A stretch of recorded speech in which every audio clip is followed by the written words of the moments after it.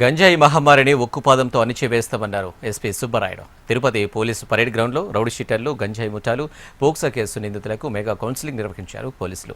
నేర ప్రవృత్తిని వీడి బాధ్యత గల పౌరులుగా మారాలని ఎస్పీ సూచించారు.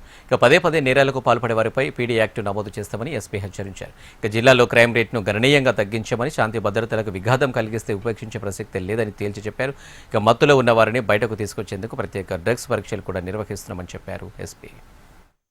184 పోక్సో సీట్స్ ఎవరైతే మైనర్ గర్లపై అఘాయిత్యాలు చేశారో వారిపై 184 పోక్సో సీట్స్ ఓపెన్ చేయడం జరిగింది.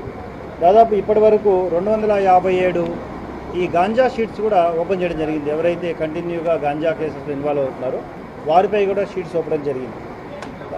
ఇప్పటి వరకు దాదాపు 500 గంజా టెస్ట్ కూడా చేయడం జిల్లాలో జరిగింది.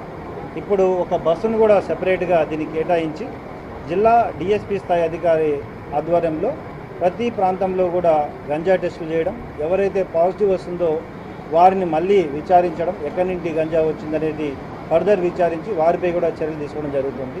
ఈరోజు ముఖ్య ఉద్దేశం ముఖ్యంగా ఎవరైతే అలజడి సృష్టిస్తున్నారో, ఎవరైతే ఎక్కువగా లా అండ్ ఆర్డర్ని ప్రాబ్లం క్రియేట్ చేస్తున్నారో, రౌడీజం కానీ, పోక్సో కేసెస్ కానీ, లేదా ఈ ప్రాపర్టీ అఫెన్సెస్ కానీ, గంజా ఇన్వాల్వ్ అయిన పెడ్డర్స్ కానీ, వీళ్ళందరినీ కూడా ఒకే హెచ్చరిక, మీరు మారాలి.